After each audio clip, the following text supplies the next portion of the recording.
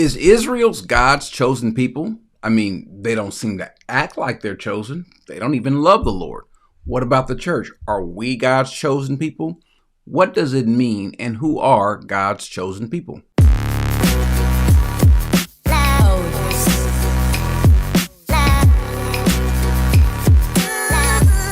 So there are all kinds of references all over the Bible from Genesis to Revelation about people being chosen by God. Well, the Jews being the chosen people being the most obvious, but it continues into, the very end of the Gospels and the end of John. Jesus is like, you all were chosen. What does that mean exactly? There are lots of people who weren't chosen. Jesus's enemies died with, according to Christianity, the sin of opposition to Jesus on them. Is there like an elect who were just like chosen to be followers of Jesus, and then the rest who just weren't chosen and won't be? That seems to be what they're saying in there. The notion that God chooses people, for some people, can be bothersome, can be confusing, but it doesn't really need to be. The reason why is because when we say that someone is chosen, or when the Bible does, because it does speak about someone being chosen or people being chosen, what does that mean? Well, it doesn't always mean for the same thing. For example, the 12 disciples, they were all chosen by the Lord. However, one was chosen for a totally different reason. The other 11 were chosen for something else. They were chosen to be the ones to be the apostles, and then they would add one more. And then plus, you'd see Paul come on later, but they were chosen for a different reason than, let's say, someone like Judas. So the question is, what does it mean to choose? Well, it just simply means what we think it means. It means to choose someone. And in this case, it's not based on merit. It's not based on what you are going to do. It's not based on you doing something and then he in turn chooses you. No, or else he wouldn't use those words. So who is chosen? Is Israel chosen? Well, the answer to that question is yes, Israel is chosen. Now, before we see that Israel is chosen, we need to see why they are chosen, or really why anyone would be chosen. Well, Paul gives the answer in Romans chapter 3. He says, there is none who understand, there is none who seeks for God. And the word that's used here is a participle. There's no one that is seeking for God. Somebody might seek for a moment, but then they'll stop. Someone may want to, but then they'll stop. And so Paul is saying that there's none who is seeking after God. So what must God do in order for him to have a people? He's got to choose rather than them choose. As a matter of fact, Jesus makes a statement in John 15 that you didn't choose me, but I chose you. And so let's go and see where we see the Bible speaking about Israel being chosen. Let's start off in Deuteronomy chapter 7. Notice what it says here in 7 verse 6. He says, for you are a holy people to the Lord. Now, that's important. That means they are separated. He chose them to be separate from all the other nations. The Lord your God has chosen you to be a people of his own possession out of all the peoples who are on the earth. That's important. And then notice what he says here in Exodus 19. He says, now then, if you will indeed obey my voice and keep my covenant, then you shall be my own possession among all the peoples. Well, wait a second. Did you choose us to be your own, or is it required that we do this in order to be your own? Well, the answer is both. God chooses Israel to be his own people, but he also knows that Israel is going to reject him. But he is the one that makes a promise to Abraham, Isaac, and Jacob. And for that reason, he says, even though Israel disobeyed him, he says he's going to remember his covenant with Abraham, Isaac, and Jacob. If we go listen to or read Leviticus 26. And not only that, but also remember the land. So he's going to choose Israel. He's going to make them his people, even though they are going to reject him. But eventually he is going to still cause them to be his people. Notice what he says here in Amos 3:2. Because of their rejection, because of their disobedience, he says this, you only have I chosen among all the families of the earth. And because of their disobedience, what does he say? Therefore, I will punish you for all your iniquities. And so he is going to punish them, only you, specifically you. Now, everyone is going to have to, who rejects Christ, they're going to enter in punishment. But Israel, their sort of punishment that he's speaking of is different. He's going to chastise them in order to make them or to bring them to Christ. And so for that reason, notice what he says in Psalm 33:12. He says, blessed is the nation whose God is the Lord, the people whom he has chosen for his own inheritance. That's Israel. Now, let's be clear. All of Israel is not going to realize and reap the benefits of him choosing them. A small portion. We'll get to that in a second. But Israel is the nation that God has chosen. Even after all of their sinning, notice what Paul says in Romans chapter 11. I say then, God has not rejected his people, has he? May it never be, for I too am an Israelite, a descendant of Abraham. Now, the point that he's making is that he has not, even after Christ's death, burial, and resurrection, Paul is still calling Israel his chosen people. How could that be? Well, before we deal with that, let's also deal with something else, because in some people's mind, they might think, wait a second. Israel then and now are disobedient people. They don't love the Lord. They have their backs turned against the Lord. As a matter of fact, I seem to recall the Bible saying that he has hardened their hearts.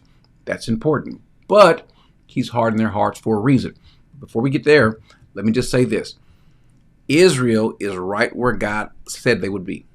However, even though Israel is his chosen people, the Jews are his chosen people. Two things are important. Not all of them are. Number one, but also just as important, as a matter of fact, especially important to you, because he says that Israel, or that these Jews are his chosen people, he never said that they're his only chosen people. God has not only solely chosen Israel.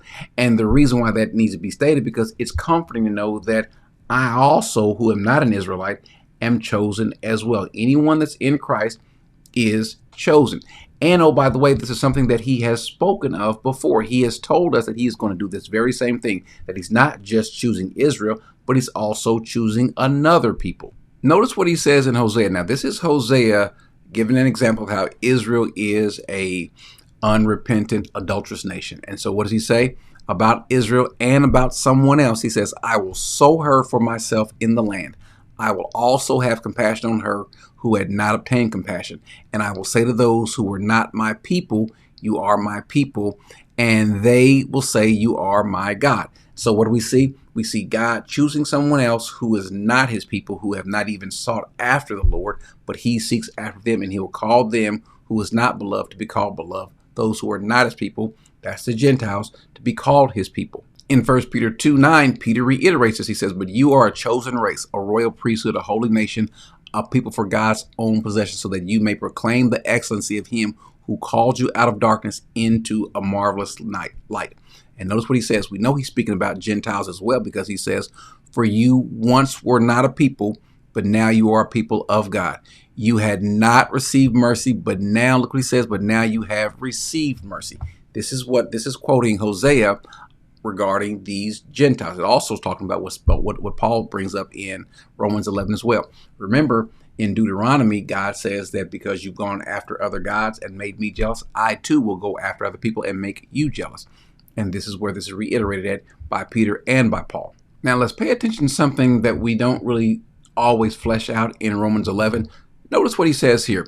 You will say then branches were broken off so that I might be grafted in. So he's speaking to Jews and Gentiles, but here he's speaking to the Gentiles saying, you will say that branches were broken off so that I might be grafted in. Now, I want you to notice the two words that are underlined in green, broken off and grafted in. These two words, both of these words are passive verbs, meaning that it was done to them.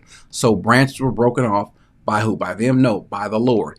And that you were grafted in by who? By the Lord. In other words, the reason why this is happening, the grafted in part, that's not a work of you. That's a work of God. That's him doing the choosing, indicating that he's not just choosing only Jews. He's also chosen Gentiles. So let's also go to Romans chapter 11:25. It says, I do not want you, brethren, to be ignorant or uninformed of this mystery, so that you will not be wise in your own estimation. But notice this, that a partial hardening has happened to Israel until the fullness of the Gentiles has come in. And so all Israel will be saved. So how does that work? Well, the hardening comes from who? Who hardens Israel's heart? God does. Why? He's punishing them. Why? Because he's chosen them, and it is his prerogative to punish those who he has chosen. There's a reason why he's punishing them, and there's a reason why, obviously, that he's also chosen them. He wants to show his might and his sovereignty in them. But notice this also. Not only has he chosen to harden them, he's chosen to do so for a specific amount of time.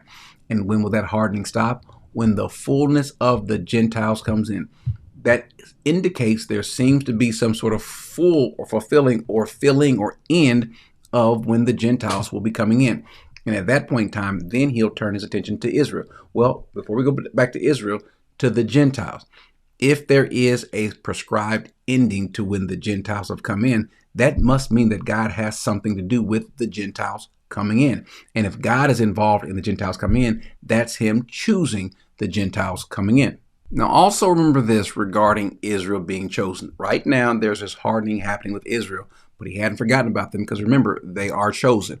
Which of Israel is chosen? Well, we don't know. Not all of Israel will be saved, but in a way, all of true Israel will be saved.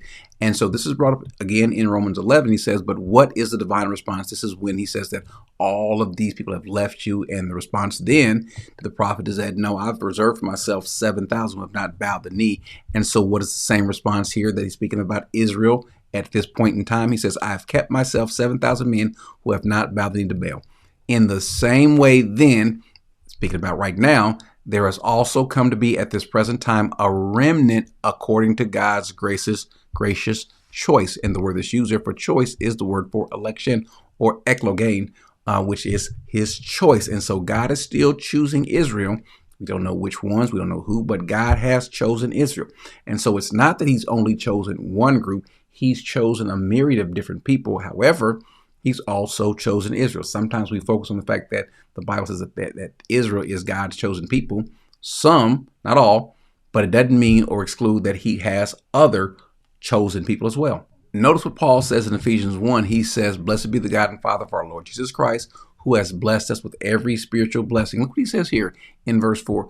Just as he's chosen us in him before the foundation of the world. So if you are in Christ, be you Jew or Gentile, or even at the end when he chooses those Jews, if you are in Christ, how did you get there? Because the Bible says he chose you. Notice the direct object of the choosing. The verb is choose. This is a middle voice, and so it was done by God for his benefit. And so who was chosen? The direct object is what was chosen. That is us. And where were we chosen to be in? In him, in Christ. When was this done? Before the foundation of the world. So all of us, Jew and Gentile, are part of his chosen people. So if you find yourself in Christ, then you, my friend, are chosen. There's no need to worry about who else is chosen. But if you're in Christ, you are chosen of God. Amen.